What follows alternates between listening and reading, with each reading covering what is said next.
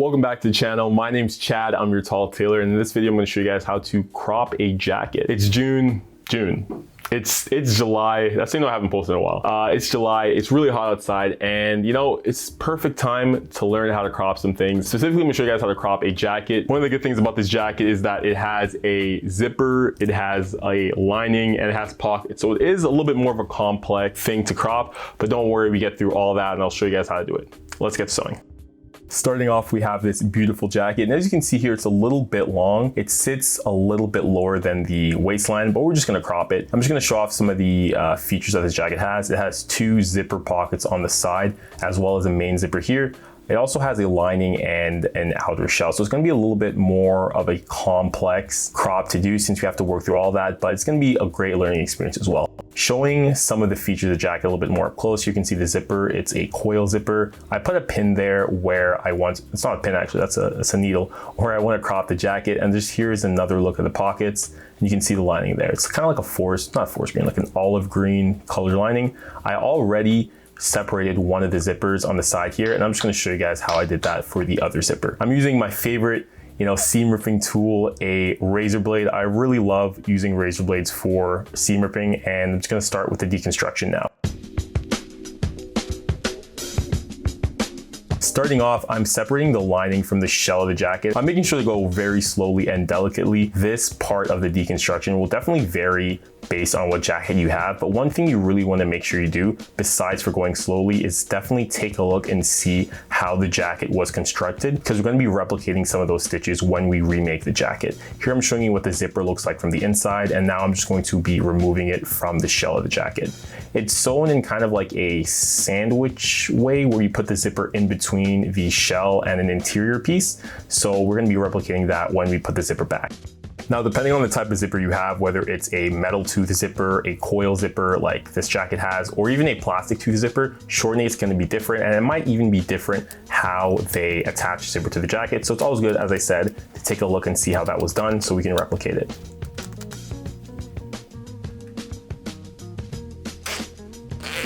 Now we have the zipper separated. I'm just gonna put this to the side for now, and I'm gonna be coming back to it later. This is what the jacket looks like on the interior with the zipper removed. I'm gonna be removing some other parts of the jacket as well. So after this is done, I'm moving on to the pockets. Taking apart these zipper pockets, I was actually kind of sad because just looking at them, I can see that they were really well designed and put together. So I'm gonna be trying to replicate that when I put the zippers back on the pockets. Now this is a feature, zipper pockets that you don't have to have on your jacket. So if you take them off and your pockets do have zippers, you don't have to necessarily put them back. You can just toss them aside and maybe use them for another project.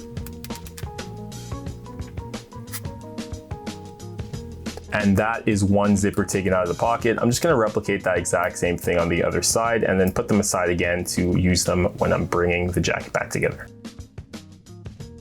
Here's what the pocket flap looks like with everything taken off. I'm just gonna set this to the side and then get to shortening the jacket. So I took everything off of the jacket, the zippers for the main zipper and the pocket. Now we're gonna get to shortening the jacket. What you'll need here is either some tailor's chalk or a marking pencil of some sort to really mark where you wanna make the jacket shorter. One tip that you wanna maintain is you wanna make the back of the jacket slightly longer than the front so that it sits a lot better. Here I'm just marking off the jacket. I think I'm taking off, what's that, 6 inches? I think I took off 6 inches from the jacket. I'm gonna just pause the tutorial for 1 second here. One of the things that you can do, or you don't have to do, is keep the pockets on the side. Because of the nature of just cropping the jacket, it's gonna be pretty high. You probably won't use the pockets on the side anyway. So if you just totally wanna skip adding pockets, you can totally do that. You can just sew them up, sew them closed. It's totally fine. Anyway, back to the sewing. With that being said, we've removed the main zipper, the pocket zippers, and we've shortened the jacket by the desired length. Now it's time to assemble everything back together. Starting off, before we do anything, I'm going to be attaching the zipper pockets back to the jacket. I don't have a lot of space to work with, unfortunately. I'm going to mark off where I want the pocket to start and where I want the pocket to finish. Here you can see me pinning the zipper right side, facing the right side of the fabric, so I can stitch it onto the jacket, and then I'll be adding the pocket back. Now, it really depends on this type of pocket that you have, so this process might be a little bit different depending on your jacket. Basically, what you want to do is replicate the stitches that you saw when deconstructing the jacket back onto this part of the jacket so that everything lines up and looks really great. So this is what the finished product looks like. I'm just gonna replicate that on the other side so that both pockets look the same. Now moving on to the main zipper. This is a coil zipper, so it is a little bit easier to cut. I'm pretty much gonna cut from the top. It's separating, so you don't wanna cut from the bottom, you wanna cut from the top. Cut off your desired length. There you can see I have 2 chalk lines that matches the length of the jacket. I'm just gonna pin it onto the jacket and then stitch it up together. So this is what I was talking about when you really want to take a look and see how the jacket was constructed. I'm pretty much replicating how the jacket was constructed when I add the zipper back together. And then just stitching it back on. Again, this is gonna depend on the type of jacket you have. Let's say if your jacket has buttons or a different type of zipper, this process is gonna be completely different.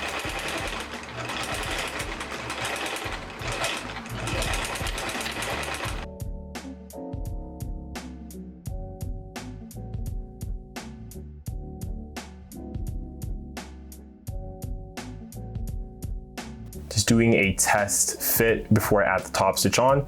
And everything lines up here. You can see the collar and the zipper, everything looks great. One of the last things that we're gonna do is we're going to hem the jacket for its final length. So here I'm adding a 1-inch hem. I think that's what the original hem was of the jacket. So I wanna keep that. And again, I wanna make sure that the back is a little bit longer than the front so it sits a lot better. Here I'm just pinning the lining to the shell of the jacket.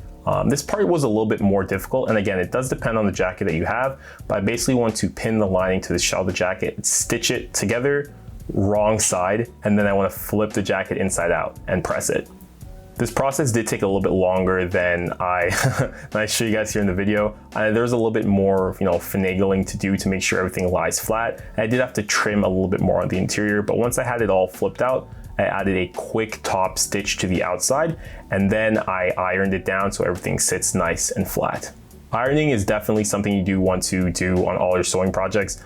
Make sure that the fabrics that you are ironing can be pressed. Some synthetics don't really do well with high heat, so you definitely want to do a test iron before you iron the main piece of your jacket.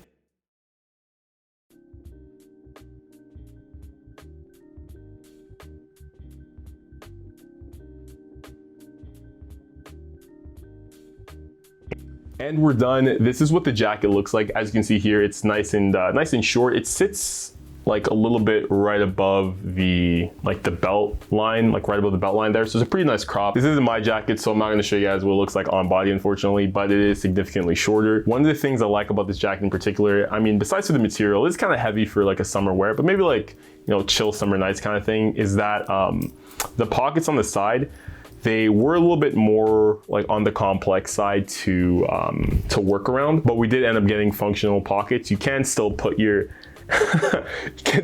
hands in these pockets. I'm laughing because it's kind of like they sit like really high up, so I don't know how functional they're going to be if you want to put your hands in there. But if you want to put like a phone or like, I don't know, some gum or something in those pockets, they'll definitely work. Let me know what you guys think about this tutorial. I'll be trying to drop more. You know what? Let me not even say anything. I'll drop another video when I drop another video, but I do have, let me show you guys actually. I do have some, okay, I don't want to get it out, but I do have some fabric finally for the pants tutorial I'm going to make. I'm going to be making some jeans, and yeah, I'm pretty excited about that. Yeah, let me know what you guys think in the comments below and all that stuff. I will see you guys next video. Bye.